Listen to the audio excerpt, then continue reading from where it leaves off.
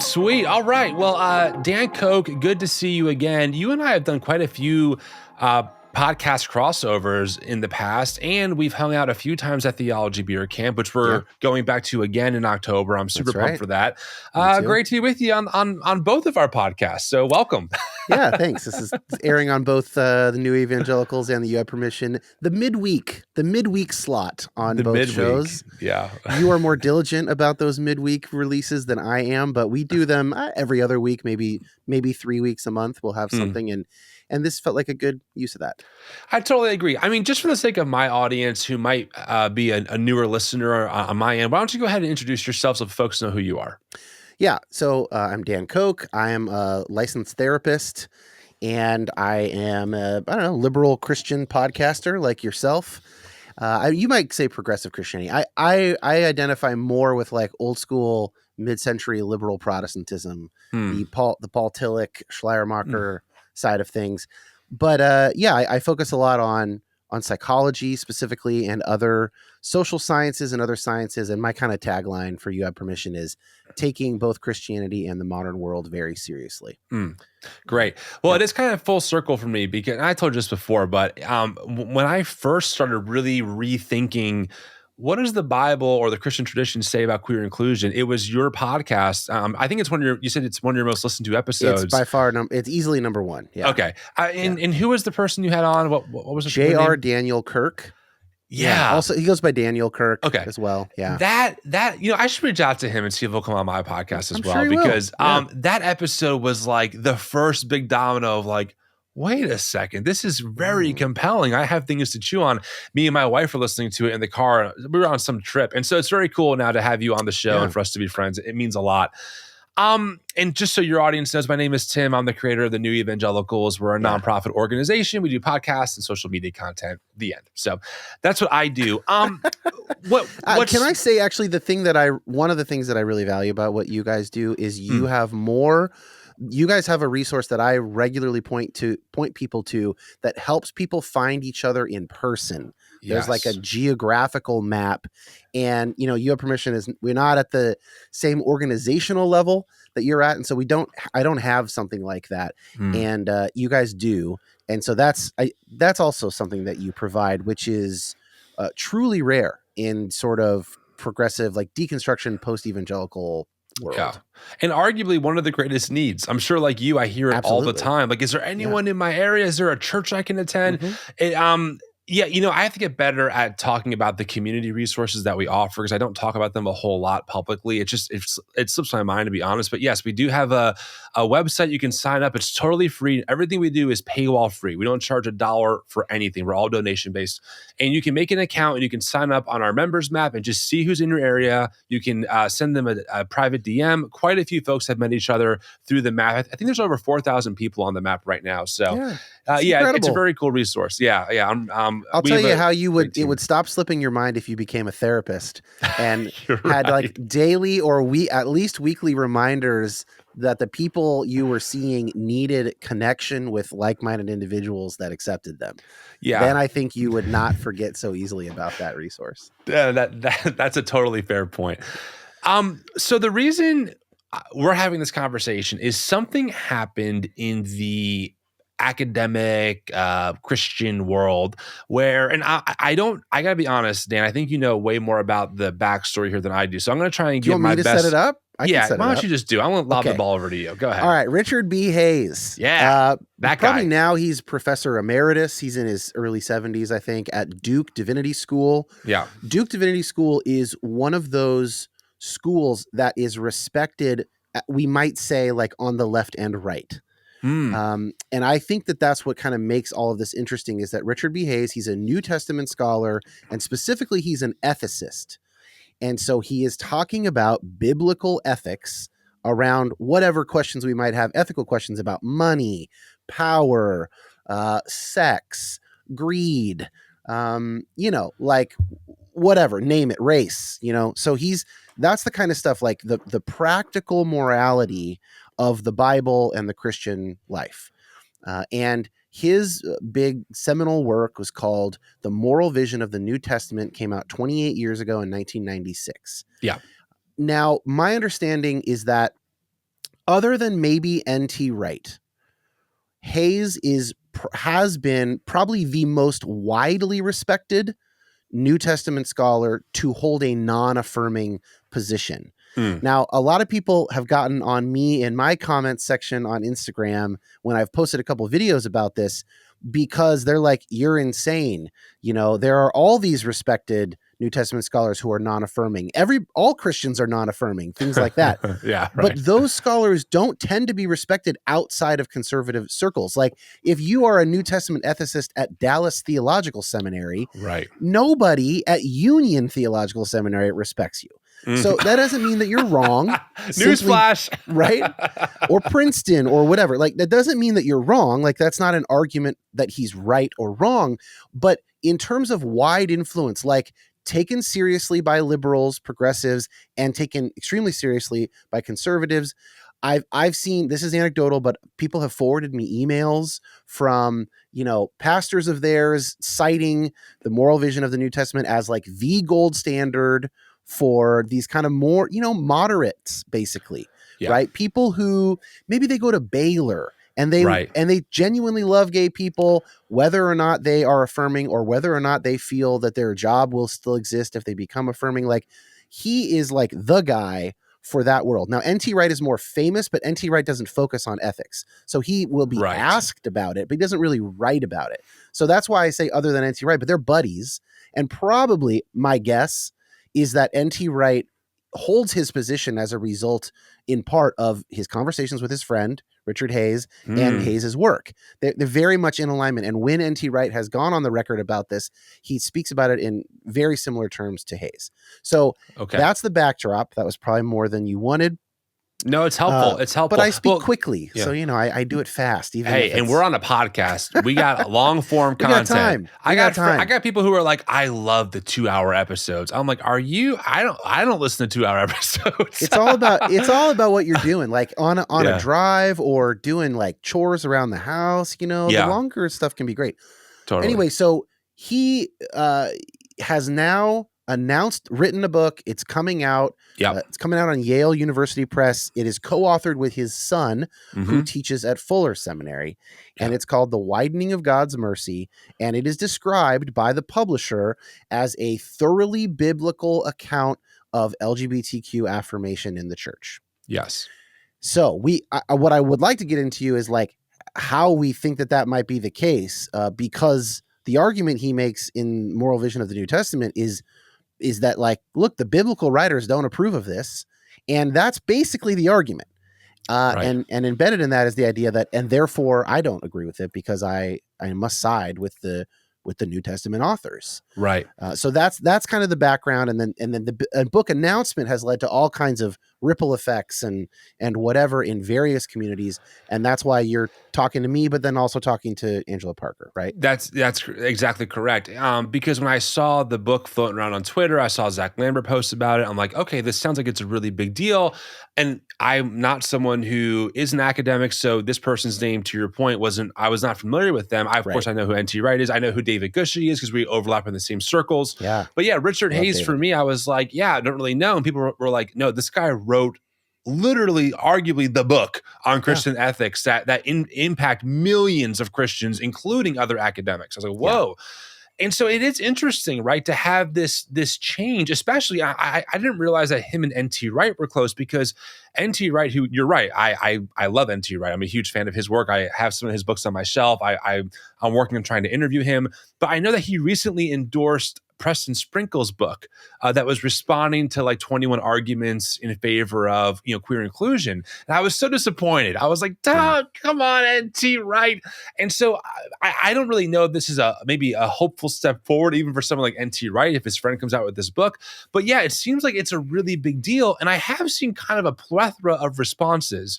And maybe that's why I wanted to ask you, Dan, is you're pretty tapped into this world in some ways even more than I am. What are the ripple effects that you've seen so far over the spectrum of the left, the moderate, and the right? Yeah, I think that's good. So what I have seen is I'll sort of characterize some categories. I think there is what, from my perspective, seems to be like a silly leftward response, which is, oh, how convenient, white men can change their mind. Kind of like, to me, that's kind of lazy. Um, it can cost anybody to change their mind. People, it's interesting, like conservatives have argued, oh, he's just trying to like fix his legacy for the modern world. And it's like, well, he could just as easily want his legacy to be good in the conservative world. Like, like these are just sort of not arguments. Then there's something that I'm much more kind of open to, which is maybe largely from the queer Christian world or queer former Christian world, which is like, hey, this is great and all, buddy, but your work has been a foundational text for a whole lot of hatred and exclusion and all of that. Yeah. So I recognize that I value that, especially emotionally. I value it, almost therapeutically. If one of these people were my client, for instance, I would validate that experience. Where I think but then the final camp is sort of where I'm at, which is to think about it strategically, because, and I recognize that I have some privilege in being able to think about it strategically because I'm not queer myself. Right. I don't have, like, this book coming out or not coming out does not impact my life, my family, the way I see myself, right? It's not, the stakes are low for me. Yeah. Yeah. But that being said, I do consider myself to be a queer ally in the space of Christianity. And strategically, I can't see this as anything but a win. This is exactly the type of person crossing to the other team, if you will, that you want. It's like Michael Jordan saying, hey, and maybe Michael Jordan's too high. Maybe NT Wright would be Michael Jordan and this is Scottie Pippen. I don't know. Right. So Scottie Pippen's like, hey, I'll come play for the Warriors. You can have me. And then we're like, no, we associate you with the Bulls. Right. So I would just say strategically, that's when I'm sort of the least compelled by some of the pushback. And I am, who knows what the overall effect will be, but it seems to be exactly the kind of person that we want to welcome into the fold. I will say, I hope that and the book is not, nobody can read it yet except the people who have endorsed it, basically. So there's no public copy available. So we don't know what he's going to say. And they haven't done a big press tour yet. I'm sure that will happen closer to the release, to the extent that they do any. And I really hope that he is like very clearly apologizing for that and calling out the harm done in the name of his scholarship. And to the extent that he bears responsibility for that, I think in any given case, it depends. There are probably people who are using his scholarship out of context or in an extremely hateful way or whatever. But even just used straightforwardly, it's like, yeah, you're in the wrong if you are living a queer lifestyle. And that's what the New Testament writers thought. And therefore that's what God thinks. And that's kind of the end of the argument in the book. Yeah. I think that's, I think you really summarized all the complexity and the layers that I've been thinking through as well in so many different ways. And this is why I wanted to do a TNE Responds episode of responding to this news, right? Because it feels like it's really a boulder in the lake, and it's just creating, massive waves. I don't want to give away too much of my conversation with Dr. Parker. That will come out next week. But I said to her as well, what I'm going to tell you, what you just said, I really hope that somewhere, maybe it's the intro, maybe it's chapter 1 or whatever, but I hope that there is a sincere moment or section where Richard or Dr. Hayes is like, yeah, I know that my really my influence and power to shape theological understanding of this topic was wrong and caused a lot of damage. And this is almost like my act of repentance, right? By trying to repair the harm by saying, I made a mistake. I want to acknowledge that and then go the other way in favor of this position now, right? I think that would be just an amazing start to a book that hopefully, to your point, is one of the major dominoes that we can look back on in maybe a decade or 2 decades and say, man, there were a lot of moments leading up to this, but this book was one that really gave a lot of people permission. And here's what I mean. What I mean by this, I hear through the grapevine often quite a few influential, maybe pastors or leaders or people even who are smaller at their church who are like, I really do have these views, but also my livelihood is tied to this and my healthcare is tied to this. And I have a family. Yeah. I'm trying to It's a navigate reality. it. Right. It's a reality for right or for wrong. It's a reality. Yep. And I'm hoping that a book like this one breaks that open where those people can say, look, I'm standing on firm ground here. There's room for this. And now I can just come out and kind of say without losing my livelihood that's attached to how I provide for my kids, right? So I'm hoping that's what we see long term with a book like this. That's my hope as well. I think that, as I've thought about people's reactions and the reactions that I've been least open to or least convinced by, it's almost like some people are treating it like Joshua Harris. Speaking of TNE responds, did you do any episodes on when Harris kind of came out? I'm not a Christian anymore. Oh, and by the way, pay $400 for my coaching course to help you deconstruct purity culture. I was in the thick of it. I was watching all the comments from afar, just like, oh, Josh boy. Popping the popcorn. So that's an example, and to his whatever, maybe limited credit, he heard people on that. He pulled the course. I don't know what he's up to now, frankly. Right. A lot of these guys, they feel, it seems like they feel like they have a right to like a public platform or something. And that's not really a God-given right. But, I say that, needing to be aware of that myself. 100%. But like, that is the worst case, right? So if Hayes was like, here, 10 steps to being an ally or whatever, he'd be like, whoa, dude. But that's not what he's done, right? Like, at least thus far, he is a biblical scholar whose job for 40 years has been to write books of biblical scholarship. And what he's done here is written another book of biblical scholarship. Challenging previous positions that he held, right? And now upholding a new position through the same project, biblical scholarship.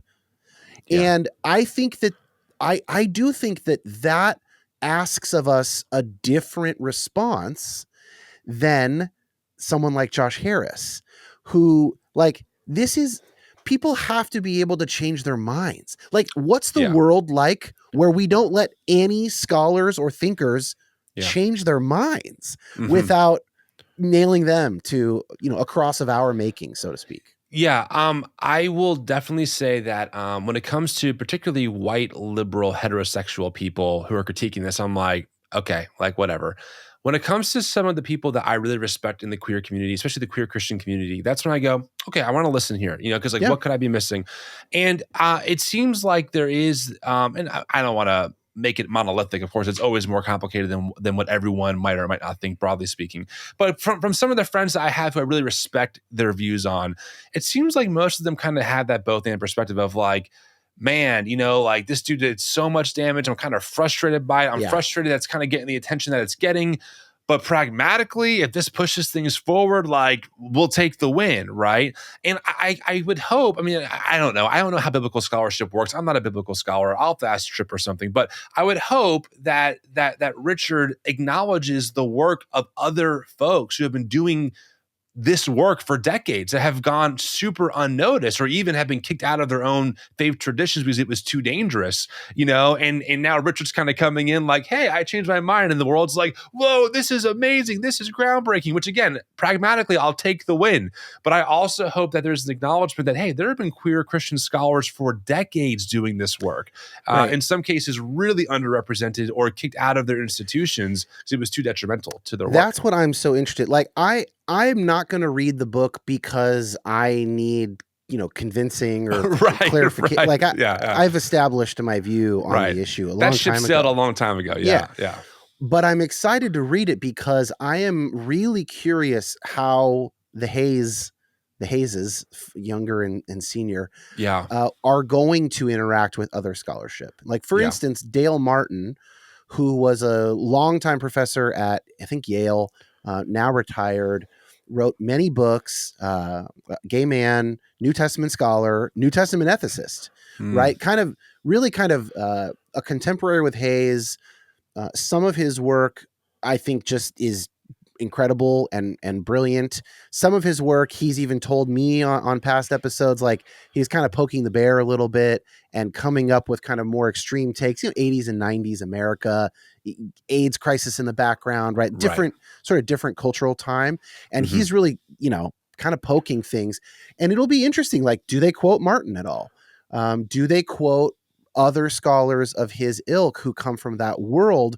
Are there perspectives of those scholars that the Hayeses have come to accept and change their mind about? I'm also curious, like, if they narrativize it a bit, like what changed? Because what's interesting about his original book from 96 is part of that chapter on homosexuality. And that's the title of the chapter. He talks about a friend of his who has, I forget the language, really struggled with this stuff, whatever. Yeah. And that friendship with that friend who himself felt he needed to be what we would now call like a side B Christian, right? Or which is which? Side B is the ones who would say, I'm gay, but I don't act on it, quote unquote. Side B. Like he was very close friends with like a side B Christian. And that was like one of the things that compelled him in his own reasoning.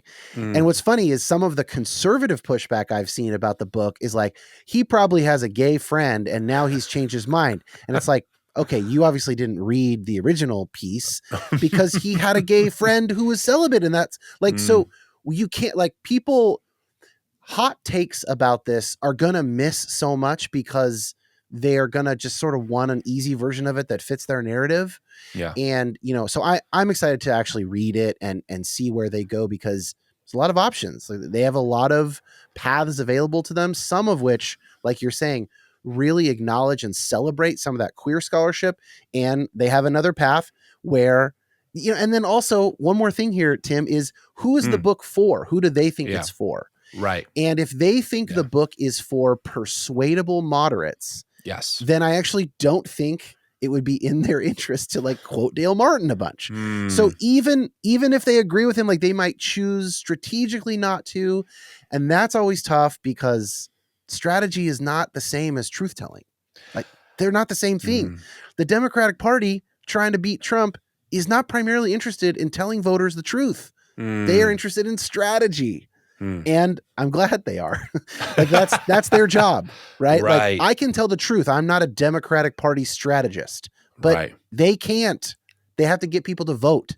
So it's complicated, I guess. I'm fucking always saying that. That's all I ever say. I'm such a killjoy, Tim. It's complicated, guys. That's my whole career. The more I do this work and the more I read, the more I'm like, I tend to agree. It's complicated because it's not a binary. It's not even a moral judgment in a lot of ways of like morality. Is this right or wrong? It's just, how do we navigate this? And different people based on their experience and of course their sexual identity are going to respond differently to this. And how do we hear those voices, of course, and also think about, as I'm sure they are, pragmatically speaking, can this really shift this culture that people have been fighting for decades now, right? I mean, again, I go back to even Isaac Sharp's book, The Other Evangelicals. He documents in the 70s and 80s, queer evangelicals, right? Gay men who were like, I'm a Christian and I'm an evangelical and I'm gay and this works, right? So this is not something new. This has been there all along. And I'm curious for you, do you think that this book, because it's coming from Richard Hayes and because of his influence, do you think this has the potential to really make a massive shift, particularly in these white evangelical spaces? That tends to be the primary audience. Or do you think that like the white evangelical space is going to spit him out, kind of like what they did with David Gushee, right? Or Rob Bell? Because to be fair, those people also had a lot of influence and power, but the evangelical institutions and subculture is very powerful. And I'm kind of curious in this power struggle, so to speak, which one's going to make more of an impact on the other party? I mean, I can try a prediction, but one of the things I talk about literally every day in my therapy office with clients is that nobody knows the future. True. And it actually can be tremendously calming to recognize that we don't know the future. If you're an open relational theologian, even God doesn't know the future, Whoa. So. Oh, how about that? I do know, and I do believe that because the future doesn't exist yet. So even if God knows everything that can be known, God does not know the future because it's not here. There you go. Boom. God might know some things about the future. I don't know. But, and Anyway, you got me derailed there. So I can try a prediction. I'm just kind of curious, like based on what you know, what do you think? There's something might that happen? I'm really interested, kind of embedded in your question. That's not so much the prediction part. Okay. So let me see if I can land this plane. Yeah, feel free. So in terms of a splash or a change, I think that still the majority of what we might call the gatekeepers. Okay. Yeah. So these are not the rank and file suburban megachurch attendees, but these are the pastors, the board members of big churches, seminaries, and anybody who sort of sees it as their job to gatekeep the truth of Christian doctrine. Yeah, those your SBC people, leaders, people like that. Yes, they will just he's out of the family now. Like that. Yeah. That's easy. Their view of the world is not going to be moved by one prominent scholar changing his mind. Yeah. Where I'm more interested in is the rank and file, the churches that have attempted and maybe some of them have succeeded at sort of becoming less political in the wake of Trump and evangelicalism. There are a lot of like community churches, Bible churches, just non-denominational churches in like suburban areas that are not full of a ton of hateful people, that are full of like tech workers and their families, or blue collar workers and their families, and they bring their kids, and young people especially are really have such different views around queer sexuality than older people. Totally. Those young people are not the gatekeepers. The gatekeepers are older. Yeah. So expect nothing from the gatekeepers that makes any of us happy, but that's not where to look. Where to look is, I don't know, call it something like the middle, in the United States sort of socio-political world, the middle 15% or so. Within Christianity, you're looking at more like if fully left is 100, then you're looking at like, I don't know, the 70th to 85th percentile or something like that. Because conservative Christianity is so much bigger numerically than liberal Christianity. Right. But wherever you want to put those sliders of that sort of persuadable middle, that's what I'll be looking for. Yeah. And there are Fuller Seminary is one like that. But one of the things that Tony Jones said on our episode that at this point will have come out last Thursday, was like, there aren't a lot of those schools anymore. Fuller is in some sense standing on its own. Wheaton used to try and do something in the middle. They've become more conservative in a lot of ways. Like there aren't a lot of those institutions, but there still are a lot of those churches, and there are still a lot of those pastors, I would say. Yeah. Yeah. Especially the younger you get. Yeah. Yeah, that's helpful. And I agree. I've been learning from some friends how like theological seminaries like that are really struggling for students. They're struggling for funding. And it's a major crisis in those spaces, frankly. And yeah, I really, it's tough because a lot of my focus and a lot of my work's focus is really studying the white evangelical space. I mean that in the sense of like how it's measured on like surveys and stuff, and in that space, the data that I've read, especially most recently when it comes to PRI, Robert Jones, and things like with Andrew Whitehead, is that about 70%, almost 66% of those folks are in the space of Christian nationalism, either being a sympathizer to it or adherent to it. Yeah. And so, I just don't know, like, because and whether we like it or not, this topic, it's all intertwined with political ideology and theological and cultural identity. Yes. That I don't. Richard Hayes obviously influences influencers, right? In the sense of like, I didn't know who he was, but people like you and Tripp Fuller and others were like, oh my gosh, Angela Parker, I was mentored by Richard Hayes for a little bit. Like, so that's his world, right? I don't know if this book will trickle down immediately to them, but it might trickle down to some pastors, right, who maybe aren't actual gatekeepers, but who are like, whoa, I'm going to reconsider this and talk to my congregation about it. The question is, though, is, will these, again, in particularly these white evangelical spaces, accept it or reject it because it's so tied to their political identity, and the language of wokeism or groomer is so tied to queer identity, right? And so it's going to be very interesting to see how this shakes out, because I think about actually in Russell J. Hawkins' book, The Bible Told Them So, he talks about how a lot of clergy were actually integrationists. And when they told their congregations that, their churches were dismantled. People just left. They just left their churches. So that's came what happens from the rank now and file. with LGBTQ affirmation. Totally. Yes. The rank and file ultimately have the power. That's true. Right. I think, though, that so it might be worth contrasting America with Russia. Like in Russia, being anti-LGBTQ is synonymous with, to the extent that I understand it, as a global, global culture correspondent.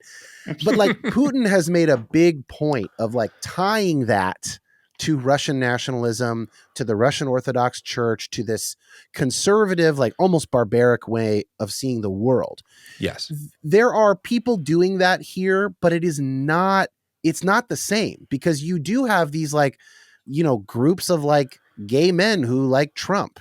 And even though Trump kowtows constantly to evangelicals, if you ask people, what does Trump think of gay people, even his supporters know he doesn't give a shit. It's not important to him. No, you're right. You're right. And so it's not quite yes, they're Christian nationalists or Christian nationalist adjacent. That does not necessarily include a queer sexuality element. I think you could have someone who is still concerned about wokeism, or however they want to define that.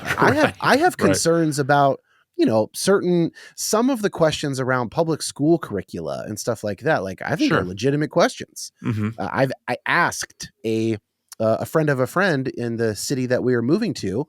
I asked him about it before my kids enroll in public school there. I have some questions about it. That is not to say that I think that God hates gay people. Those are really far apart. Right. And you could have any number of stops along the way. And so I would say, that is something to look for. And it is another item that I wanted to mention, but it is not 1-to-1. And that one's not binary. There is a decent spectrum there. Well, it's frustrating that you even have to qualify that you're just being a parent. I mean, any parent hopefully would call their public school and ask for anything. Hey, when our littlest, our oldest, he's in early intervention preschool for speech therapy. And I asked them, I hated asking this question, but I said, so if there's an emergency where there's someone who wants to do damage at that school, if you catch my drift, what's the plan? How far is your police? I wanted to know. And it's a shame that because, of how the far right space has hijacked this, groomers are in public schools, that anyone who just wants to ask very normal questions like, hey, what does your sex ed look like? Hey, what books are you using? Which are good parental questions to ask. We have to clarify, it's not because we hate gay people. It's not related at all to that. Yeah. We just want to make sure that we're involved in the process as our kids are getting educated, which is a good and normal thing to do. But anyway, that makes sense. I definitely could be so far in the weeds in some of these more conservative, turning point adjacent spaces. You pay way fucking more attention to that than I do, Tim. I've been to those events, and so I had to be careful that it's real, but it's so real. The speakers aren't a 1-to-1 representation of all the voters, right? Just like it's not true on the left. The way that conservative family members and other older folks who watch Fox News, the way that the kind of questions they ask me about living in Seattle, during Chaz and Chop and all that stuff, right? It betrays a worldview that has been very shaped by this media that they consume. Right. Right.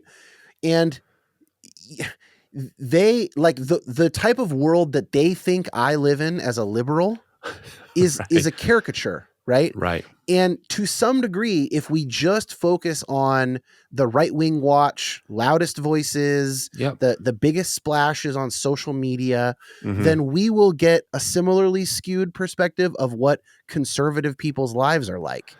You know, as if people are walking around governed by Charlie Kirk. Mostly they're not. They are going to work.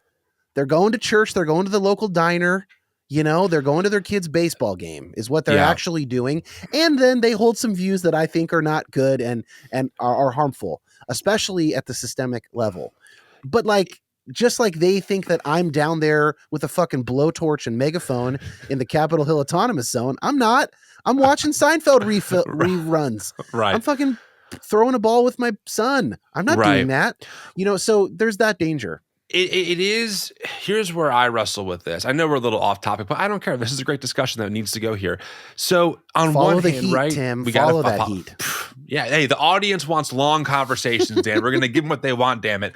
On one hand, I struggle with mainly a lot of these mega church pastors being like, "Hey, Charlie, come speak at our event, at our platform." Right. And Charlie, and Charlie is just ignorant. Like, he's a very ignorant Christian. Okay. He just says stuff where I'm like, bro, I'm not a biblical scholar, but even I know that's garbage. Right. And then he's on church platforms with 10,000 people. So I struggle with that and like how these pastors justify why this guy should be in front of their audience. You're also right, though, in the sense of my parents are very conservative people. I grew up on talk radio my entire life. Okay. Rush Limbaugh, Sean Hannity, Michael Savage. I can give them all to you. We had Michael Savage books on my parents' dresser. Year of the Rat with Bill Clinton in China on the cover. Then you understand. So I grew up in a very conservative home where my parents voted how you would expect. Yeah. And my dad and mom would even say that they would hold to complementarian roles, but their actual function, when I think about it, it's actually quite egalitarian. My mom runs the entire business. My dad can't keep his head on straight when my mom goes away on vacation. All the time. And like, for example, I watched my parents pay people's mortgages who were in need. My parents were super generous. I was never abused. Now, that's not everyone's story. I totally get that. I had a really healthy life. My dad would tell me, I hate paying taxes, but it's a sin to lie, so we got to pay them. Like, that was how my dad treated this stuff, right? Yeah. While also listening to Rush Limbaugh. My dad would have Sean Hannity on talking about illegal immigrants and how they're taking jobs while trying to learn Spanish to talk to the people on the construction site, right? Just trying to get to know them. And it's a real mind twist, bro. You're right. Like most humans, your parents were people living contradictions. Totally. I mean, you want to get slightly therapeutic for a second. Go ahead. Yeah, I'm in session. I'm in therapy. Okay. No, I'm not your therapy. Okay. We would call this psychoeducation. Okay. I want some free therapy, Dan. No. I mean, maybe not on air. Okay. No, that's unethical. So it's called multiple relationships. Internal family systems. Have you ever interviewed anybody talk about internal family systems? I have not. Okay. I'm not going to get in the weeds here, but basically there is a form of therapy that is founded on this idea that just like in a family system, you have different people who play different roles to keep the system going as a whole. We have an analogous thing within ourselves. And the way that they talk about this in IFS is the parts of ourselves. And everyone has different parts. I have a part of me that is the same 17-year-old punk rocker, fuck the system, class warrior. I have that part. Also, I have the mortgage paying, thinking about my 401k part. Totally. I have both. I can relate, Dan. I can relate. Okay, exactly. Right. And your dad has the part that's like, well, if I'm going to be listening to anything that has to do with sort of social questions, political questions, I'm a Rush Limbaugh guy. And he also has this other part that's like, these workers who speak Spanish, like I have to get in better touch with them in order to be a loving person. And like, he's got both, and they don't always line up. No. And that is true of every single person. And in fact, now I'm riffing. This is not IFS stuff, but me riffing. Yeah. You could argue that the person who thinks they have no contradictions, who tries to be wholly and perfectly one thing, that's the dangerous person, because they become an ideological zealot. And, you know, we're pretty comfortable with the zealots that we agree with, but Totally. don't get me around Westboro Baptist, buddy. Right. Like that actually there is something about the tension within the parts of ourselves that makes us healthier humans. There can be too much tension, and that's what a lot of IFS work will work on. Like, we do want to, in a lot of modern therapy, not just IFS, but even just more humanistic therapy like I practice, we want integration. We don't want fundamental, you know, completely incompatible things. Like, that's not a healthy and thriving situation. But there will always be some tension between these parts of ourselves because they are responding to different things. We have different needs, different desires, different parts of our story, and like, that's normal. I listen, I know you aren't giving me therapy, but I feel so seen right now because you're in my head. I still feel like I have the mohawk. I feel like a fuck the system guy. You still have I the think tattoos, about, at least. I just got a 6-hour chest piece done. I'm a man. Yeah, I'm a tough guy. And then I'm like with my kids, like goo goo gaga. I'm crying just thinking about it, that they're going to grow up one day. I have a mortgage to pay. I think about healthcare, right? I hate capitalism in so many ways, but also I'm trying to make a living and think about retirement. Hate it that much. Exactly. Nonprofit organizations are a function of a fully functioning capitalist economy. Great. You that's can't actually a have great point. them without it, right? Well, at least so the way we do them now. I'm sure there's, yeah, for sure. And like, I did feel starting this work when I thought about, could I do this for a living? I felt damned if I do, damned if I don't. Meaning, if I do Patreon, or if I do like, hey, it's behind a paywall, that felt icky. But also like asking people just to give me money so I can survive also felt kind of weird. Like, there was just no good answer besides, here's me being honest. I'm uncomfortable asking you for donations. Also, in the tension, if you like the work we do and you want more of it, here's what we need to make it happen, right? So do you feel guilty about paying money for your favorite sandwich? No. Do you think that sandwich maker is conflicted about charging money for the sandwich that they make for you? Probably not. Yeah. I think we could learn a little bit from our favorite sandwich makers, our local delis. Or in my case, McDonald's. No, I'm just kidding. If that's your favorite, then there's a whole other host of issues to deal with, and you do need some therapy. I'm really glad that we actually kind of went here. I think what you call that's really important, because I do struggle with priding myself on being consistent and having no contradictions. Then I feel weird or guilty for having contradictions or actions that don't always line up. But you're right. We're human. Like, we're complicated beings, and it doesn't always make the most logical amount of sense. But it just is what it is. Like, my dad is such a great example. I tell people often, me and my dad are the same ingredients, but we were baked so differently with such a different result, right? Like, that's interesting. I have the same, like, my integrity comes from my dad, my sense of value, my sense of hard work, my sense of truthfulness and transparency comes from my dad. And we have mirror responses to political issues, to cultural issues, to how we perceive or people that we see as authoritative sources of information, right? And we feel just as strongly about each other's perspective in the opposite way, but I'm still so much my dad. Like, I am so much him. So it's just fascinating to witness. And I know this is something that I think as you get older and you have kids, you just start realizing like how much of your parents are inside of you, even if you express it so differently, how they still shape a lot of how you see the world and how you think about things. But yeah, it's just a very interesting place to be, I think, realizing that the world is not binary. Humans are not binary. We're complicated. And maybe and I'm not sure if this is the right term, but maybe it's about being comfortable or being, you know what, I acknowledge I'm a contradiction sometimes, and I'm okay with that. I do think moving towards integration is good. Like, if I could change that about your dad and have him stop listening to, you know, Fox and Limbaugh and all that stuff, like, that would probably be better, I think.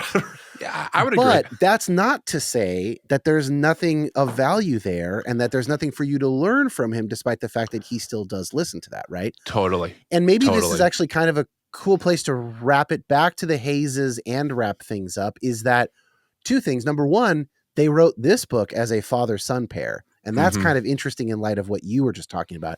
And I would put money on that the Son had something to do with the Father changing his mind. 100%. And that's probably in part why they wrote the book together. That's a guess. I don't have any advanced knowledge of that. If not, what a fucking... You guys whiffed on that one. That was an easy home run. Should have written about that if you didn't. But then secondly, that like, can we apply this thinking to Richard B. Hayes? He's now in his 70s. There are different parts of him, even in the moral vision of the New Testament, which I ultimately disagreed with when I read it 10 years ago.